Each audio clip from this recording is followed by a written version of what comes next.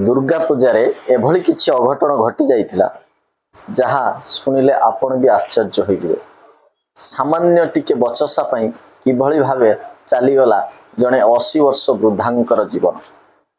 आउ एभली किछि घटना माने अवश्य एभली बारंबार घटना घटुचे किंतु ए घटना संपूर्ण भाबरे अलगा। दुर्गा पूजा चली थाए, पेंडल बंधा होई थाए, आउ पेंडल ले नाचिबाकू रेडी होई थाए बहु। मना करी दिए ससुर। पूजा पेंडल रे बहु नाचिबो किंतु ससुर याको बारण करुथाए, कारण गाँ लोकों को टाहीटा पूरा सही होबन। बहुत तो बहु जाई कि हेटी नाचुतला, तो बहु एमिति गीतर नाचुतला, ए भली किछि बारण हुए। ए घटना को नहीं हेई जाइतिला हत्याकांड।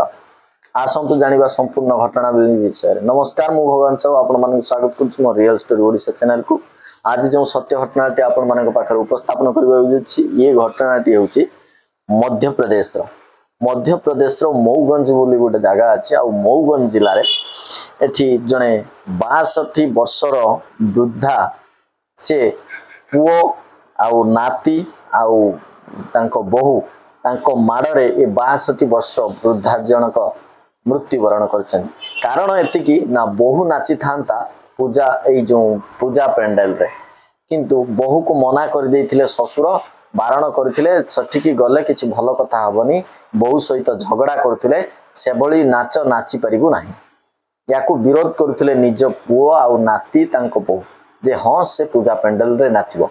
एतिकी बेले बहु पूजा पेंडल को जाई थाए आ ससुर जाई पूजा पेंडल रे झगड़ा करिबा आरंभ कर दिए।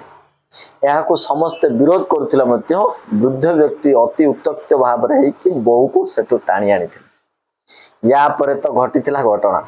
बहु जनक रागरे कोन करथिले ना ठेंगा रे निज ससुरर मथा को पहाड़ ऊपर पहाड़ लगै दैथिले।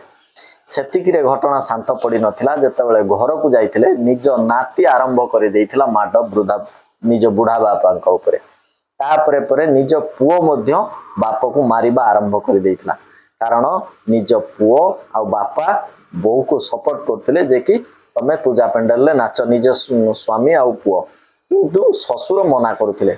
एई कथा को बहु मध्य बहु पुओ आ नाती तीन जन मिसी एमिति आक्रमण करथिले जे कि वृद्धा व्यक्तिंकर शेष रे मृत्यु होई जाइथिला। एभली किछि घटना कहि आपण मानक व्यत्यस्त करबा मोर कोनोसी उद्देश्य नहे, केवल सतर्क रहंतु, सजग रहंतु। एभली सामान्य बचसारो एभली तुमुल कांड घटांतु नाही।